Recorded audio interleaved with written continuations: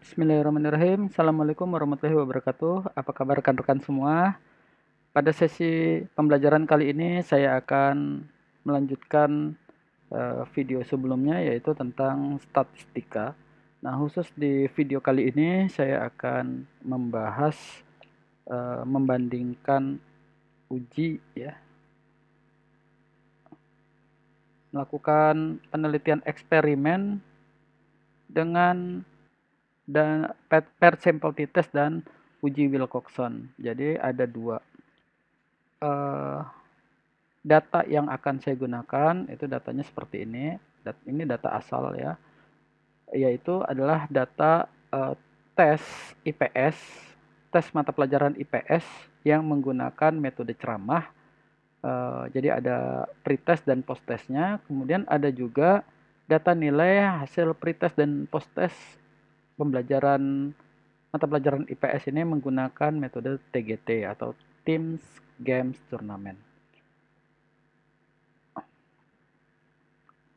Kemudian data ini saya ubah, ya, saya ubah dulu hasilnya seperti ini. Tujuannya supaya data ini lebih mudah ketika akan dilakukan proses di di aplikasi SPSS. Jadi hanya satu data saja yang kita masukkan. Baik, langsung saja ini aplikasi SPSS, ya. Kita buka, lalu kita masukkan datanya. Yang saya masukkan nanti file yang Excel yang sudah diedit, ya. Ini caranya saya ulangi. Caranya adalah kita klik open. Kemudian di sini file as tipenya kita ganti dulu menjadi Excel karena datanya adalah data Excel. Oke, mana dia? Ini dia.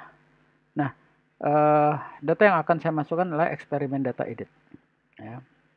Klik open. Tunggu beberapa saat. Ini udah selesai, kita klik OK. Oke, ini data Excel yang sudah kita masukkan ke dalam SPSS. Selanjutnya di variable view kita cek di sini variable view, kita masukkan dulu value-nya untuk kode, ya. Kode kita masukkan value-nya, misalnya di sini value-nya 1, maka kita kasih label pretest ceramah, ya. Jadi value 1 itu untuk pretest ceramah, value 2 untuk labelnya posttest ceramah, kemudian value 3 untuk pretest TGT, dan value 4 untuk posttest TGT. Oke. Ya, sudah masuk, klik OK. Oke. Selanjutnya kita lakukan uji normalitas data yang kita akan uji ini, ya, apakah datanya normal atau tidak. Nanti kalau dia berdistribusi normal, maka kita akan lakukan uji eksperimen ini dengan paired sample t-test. Tapi kalau dia distribusinya tidak normal, maka kita akan lakukan menggunakan uji Wilcoxon.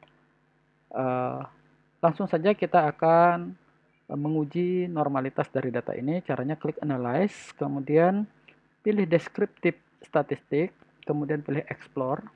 Kemudian pada dependent list kita masukkan nilai, lalu untuk faktor listnya kita masukkan kodenya, ya. Kemudian kita plots-nya ini deskriptifnya adalah histogram, dan normality plots with testnya kita aktifkan, ya.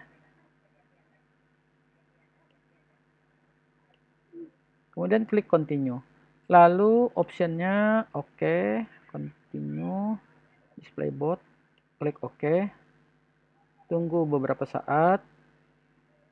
Oke, ini hasilnya. Ini adalah deskriptifnya.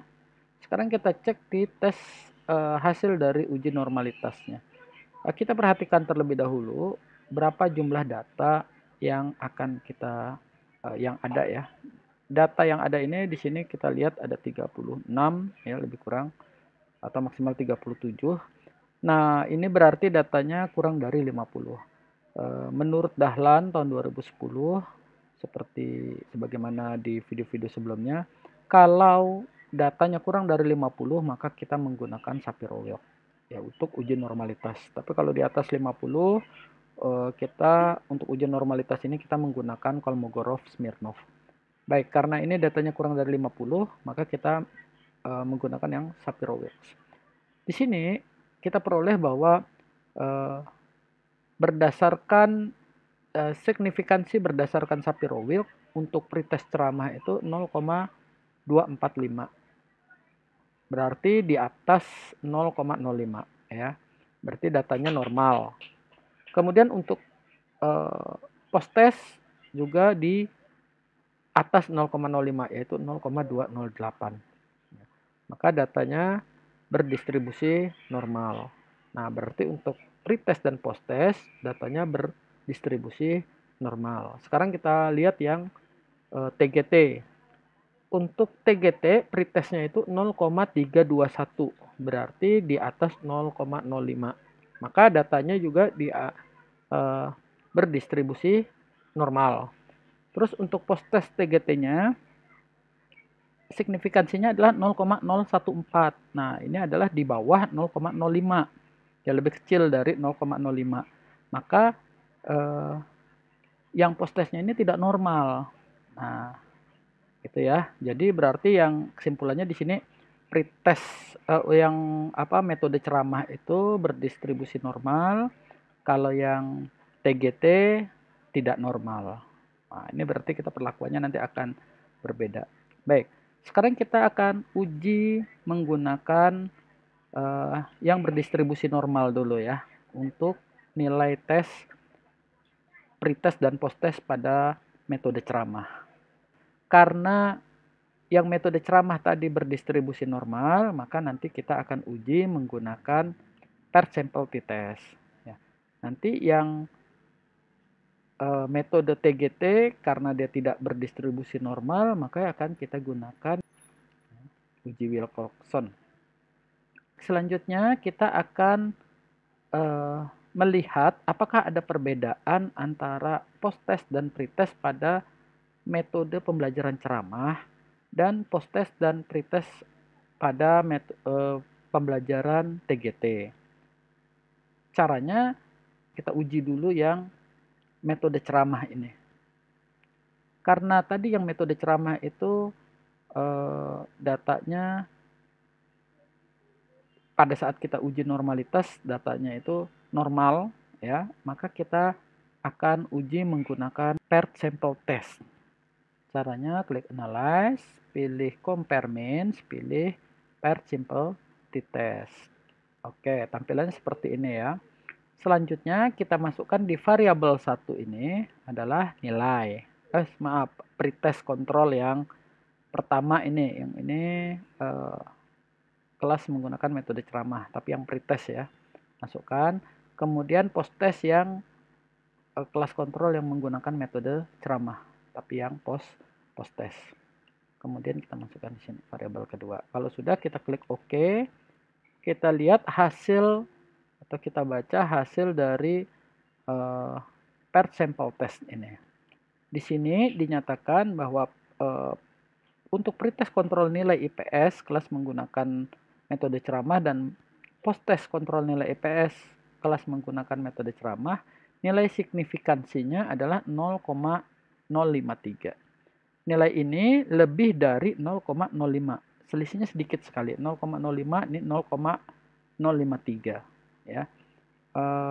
Maka dari kesimpulan ini berarti data antara pretest dan post test yang menggunakan metode ceramah ini tidak ada perbedaan ya, karena di atas 0,05 tidak ada perbedaan. Kalaupun ada perbedaannya sangat sedikit. Tadi tidak kita lihat nilai signifikansinya kecil sekali selisihnya. Kita lihat sekarang berdasarkan nilai rata-ratanya. Di sini berdasarkan nilai rata-rata atau rataan hitungnya, nilai pretest dengan metode ceramah itu adalah 36,81 yang ini ya. 36,81. Kemudian nilai post testnya untuk metode ceramah 39,86.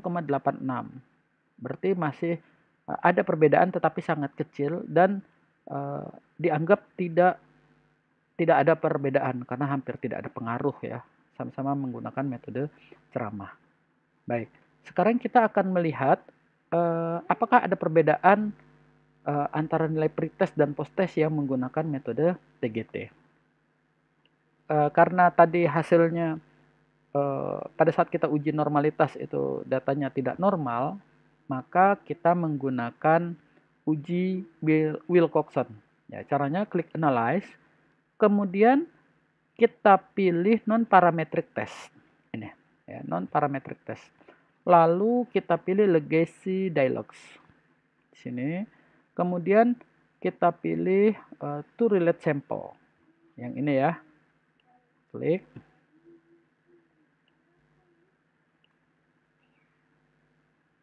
Selanjutnya, karena kita akan melakukan uji Wilcoxon, maka tes tipenya yang aktif adalah Wilcoxon. Ini ya, jangan yang lain. Biasanya ini udah otomatis. Kemudian kita masukkan di variabel 1 adalah nilai pretest yang menggunakan TGT. Yang ini. Kita masukkan ke variabel 1. Lalu untuk variabel 2-nya yang post testnya. Post test kita masukkan ke variabel 2. Tes tipenya Wilcoxon, kemudian kita klik OK. Nah, di sini kita lihat tes statistiknya.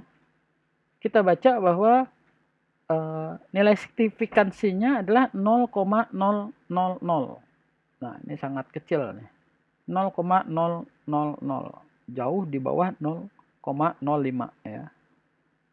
Berarti tidak ada perbedaan, berarti ada perbedaan ini. Ini karena ini 0,00 di bawah 0,05. Berarti ada perbedaan antara pretest dan posttest. Kita lihat berdasarkan nilai rata-ratanya atau rataan hitungnya. Mana ini ya. Oke, ini lihat nilai rataan hitung untuk posttest dan pretest di metode TGT. Oke. Di pretest TGT ya, pretest pada saat menggunakan TGT nilai rataan hitungnya adalah 32,22. Tapi setelah dilakukan metode TGT, dilakukan posttest, rataan hitungnya 79,73. Di sini berarti terlihat ada perubahan nilai rata-rata siswa. Gitu. Oke. Saya rasa itu saja dari saya. Ya, semoga untuk eksperimen dengan paired sample t-test tadi dan uji Wilcoxon bisa dipahami untuk kita semua. Saya akhiri. Wassalamualaikum warahmatullahi wabarakatuh.